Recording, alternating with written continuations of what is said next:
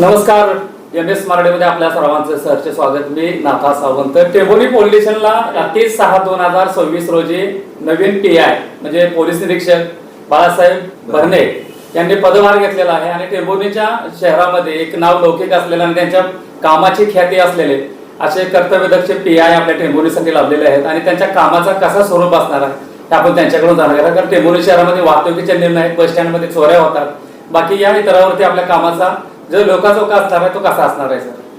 नमस्कार, मी पोलीस निरीक्षक बाळासाहेब भरणे. दिनांक 30 जून रोजी मी टेंभुर्णी पोलिसांचा चार्ज घेतलेला आहे.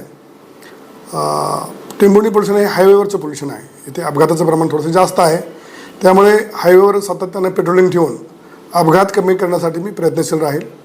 त्याचबरोबर जे हायवेची गावं आहेत त्या ठिकाणी शाळा आहेत, काही हॉटेल्स आहेत, या सर्वांच्या बरोबर संपर्क करून त्यांच्याकडनं मदत घेऊन किंवा त्यांना या सहभाग करून घेऊन अपघात कमी करता येईल यासाठी प्रयत्नशील राहणार आहे.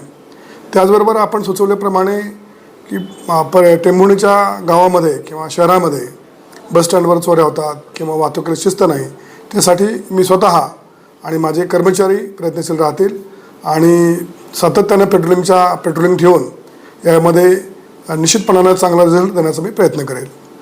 रात्रीच्या वेळेला हा जो भाग आहे इथे नदी किनारा आहे, शेती खूप मोठ्या प्रमाणात आहे, या ठिकाणी शेती अवजारांची किंवा इलेक्ट्रिक मोटरांची चोरी होते याची मला जाण आहे. त्यामुळे ग्रामीण भागातसुद्धा मी रात्री सायरन लावून पेट्रोलिंग ठेवण्याचा माझा प्रयत्न राहील. याच्यामध्ये यश येईल, आपल्या सर्वांच्या सहकार्याने यश येईल अशी अपेक्षा करतो.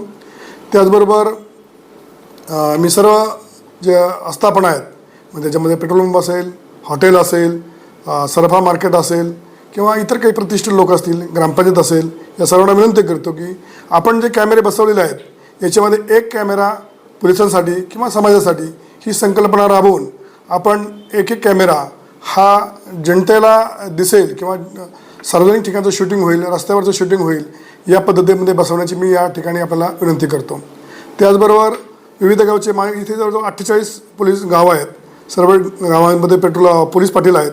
पोलीस पाटलांनाही विनंती करेल की या कामी आपलंही सहकार्य निश्चितपणाने मला अपेक्षित आहे आणि जर असं काही बेकायदेशीर असेल तर त्या ठिकाणी तुम्ही आम्हाला इन्फॉर्म करावं.